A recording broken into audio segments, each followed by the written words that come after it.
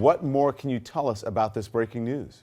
Well, we're learning, Don, that high-level advisors close to then presidential nominee Donald Trump were in frequent communication during the campaign with Russians known to U.S. intelligence. This is according to multiple current and former intelligence, law enforcement, and administration officials that have been talking to myself as well as my colleague Jim Sciutto. And both the frequency of these communications and the proximity to Mr. Trump during the campaign of those involved raised a red flag with U.S. intelligence and law enforcement, according to these officials, and the communications were intercepted during routine intelligence collection targeting Russian officials and other Russian nationals known to U.S. intelligence. And among them were several senior Trump advisors that apparently, according to our sources, were regularly communicating with Russian nationals. And so that was really what caught the attention of U.S. law enforcement and U.S. intelligence officials. And officials we've been speaking with emphasized that these communications between campaign staff and representatives of foreign governments are not unusual.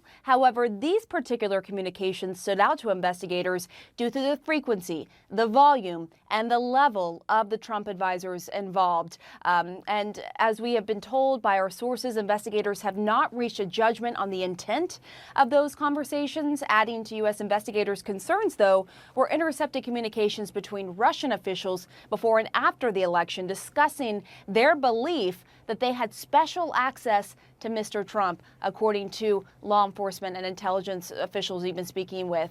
So, Don, all of this was coming at a time when U.S. intelligence officials believed that Russia was trying to sway the election in favor of Donald Trump and to hurt Hillary Clinton. So within that context, that also added to the concern in the intelligence community. Well, the question is, let's dig a little bit more deeper on this, Pamela.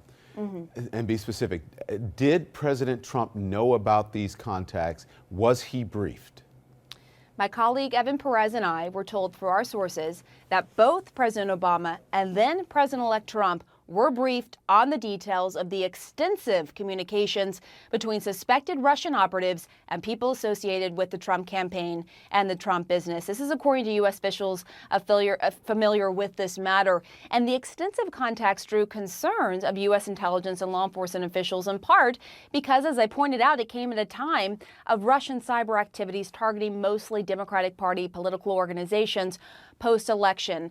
Intelligence briefings on Russian meddling in the U.S. elections included details of those communications, which included people involved in Mr. Trump's businesses. And these communications were gathered as part of routine U.S. intelligence collection and not because people close to Trump were being targeted. Now, the FBI and U.S. intelligence agencies continue to try to determine what the motive for these communications were. One concern, Don, was whether Trump associates were coordinating with Russian intelligence operatives. And the release of the damaging information about Hillary Clinton campaign, as you'll recall, those emails from the DNC. And so that is really of concern. And that is what intelligence officials and law enforcement officials have been focused on. As one official said, if that were the case, then that would escalate things.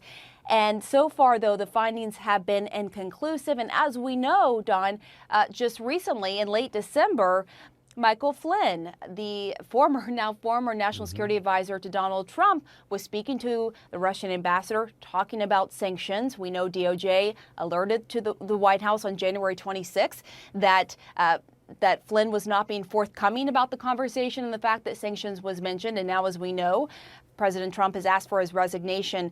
So this is another huge development and gives us a better idea of the investigation that is ongoing of Trump's associates during the campaign and Russians who have been on the U.S. radar. Don? So that's what it meant for the election. They were trying to figure out whether or not they were coordinating. And so far, there's no evidence so far of this. So is this investigation ongoing, Pamela?